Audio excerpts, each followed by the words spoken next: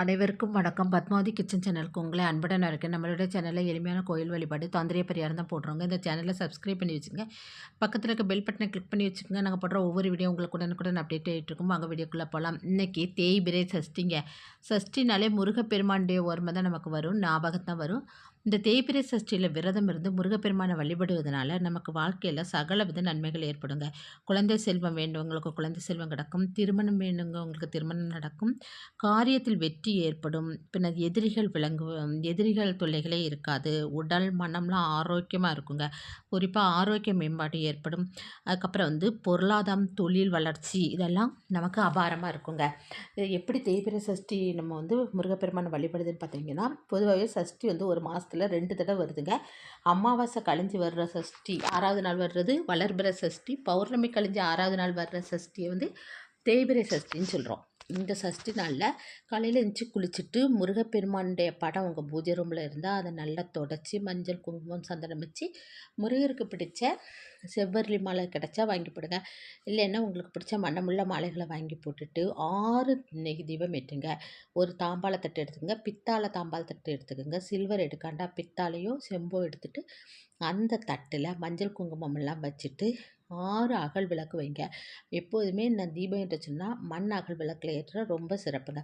அந்த 6 அகல் விளக்கையும் சுத்தம் பண்ணிவிட்டு அதுக்கும் மஞ்சள் குங்குமம்லாம் வச்சுட்டு சிகப்பு திரி போடுங்க. அதில் சிகப்பு திரி போட்டு நெய் ஊற்றி கிழக்கு முகம் பார்த்து தீபம் ஏற்றிட்டு இப்போ அவருக்கு பிடிச்ச நெய்வேத்தியமாக சுண்டல், பாயாசம் எதுனாலும் நீங்கள் நெய்வேத்தியம் வைக்கலாம். ஒன்றுமே இல்லைன்னா ஒரு கிளாஸ் பாலில் சர்க்கரையும் ஏலக்காய் பொடி போட்டு நீங்கள் நெய்வேத்தியமாக வச்சுட்டு தூப தீபம்லாம் காணிச்சு மனசார உங்களுடைய பிரச்சனைகளை சொல்லி வழிபாடு பண்ணுங்கள்.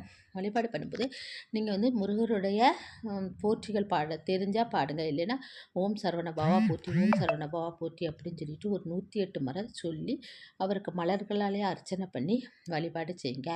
படம் இருந்தாலும் சரி, விக்கிரகம் இருந்தாலும் சரி, அந்த விக்கிரத்தையும் அபிஷேகம் பண்ணிவிட்டு அதுக்கும் இதே மாதிரி மஞ்சள் குங்குமம் வச்சு நீங்கள் இந்த மாதிரி தீபம் ஏற்றி நெய்வேத்தியம் வச்சு செவ்வரளி மாலை போட்டு நீங்கள் இந்த சரவண பவா போற்றிங்கிறத 108 தடவை அந்த மந்திரம் சொல்லி நீங்கள் வழிபாடு செய்யலாம். இப்போ விரதம் இருந்து வழிபடுறவங்க காலையிலேருந்து சாயந்தரம் கோயிலில் போய் முருகரை தரிசிக்கிறத வரை நீங்கள் உணவு எதுவும் எடுத்துக்கிடாங்க. அப்படி விரதம் இருக்க முடியலன்னு நினைக்கிறவங்க சைவ சாப்பாடு மாத்திரம் சாப்பிட்டுட்டு கூட நம்ம முருகப்பெருமானை வழிபடலாம். விரதம் இருந்து வழிபடும்போது நமக்கு கூடுதல் பலன் கிடைக்கும். அத்தனை தான் உண்டு.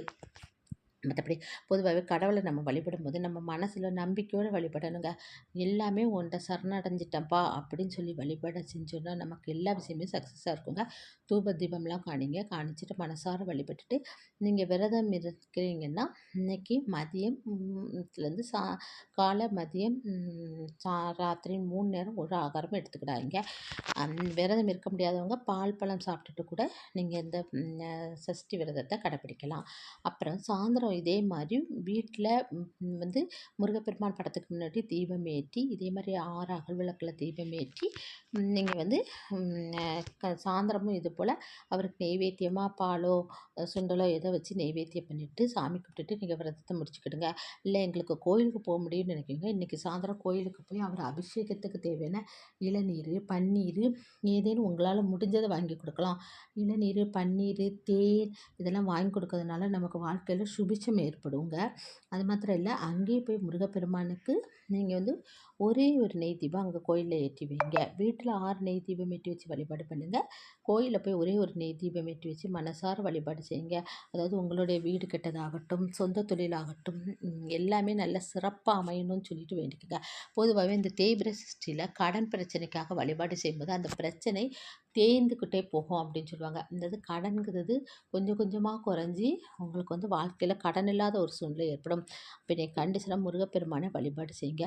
கோயிலில் போய் வழிபாடு செஞ்சுட்டு நீங்கள் வீட்டுக்கு உங்கள் விரதத்தை முடிச்சுக்கலாம். பால் பழம் சாப்பிட்டு விரதத்தை முடிச்சுக்கலாம். நீங்கள் 2 பேருக்கு இன்றைக்கி தயிர் சாதம் அன்னதானம் கொடுங்க. எப்போதுமே நான் சொல்கிறது தான், அன்னதானம் கொடுங்க. அன்னதானம் நம்ம கொடுக்க நம்மளுடைய கர்மாக்கள் குறைஞ்சி நம்ம கடவுளிடம் நமக்கு ஏதேனும் ஒரு கோரிக்கை வச்சு வேண்டினாலும் நம்ம கர்மா குறையும் போது அந்த வேண்டுதல் கண்டிஷனாக நிறைவேறுங்க. அதுകൊണ്ട് தான் அன்னதானம் கொடுங்கன்னு சொல்லிட்டு கொடுத்துட்டு நீங்கள் இன்றைக்கி சஷ்டி விரதம் இருந்து முருகப்பெருமானை வழிபட்டு உங்களுக்கு சகல வித சௌபாக்கியங்களும் கிடைக்கட்டும். நானும் முருகப்பெருமானை வேண்டிக் கொள்கிறேன். இந்த வீடியோ பிடிச்சிருந்தால் லைக் பண்ணுங்கள், ஷேர் பண்ணுங்கள், சப்ஸ்கிரைப் பண்ணுங்கள். இன்னொரு பதிவில் உங்களை சந்திக்கிறேன். நன்றி, வணக்கம்.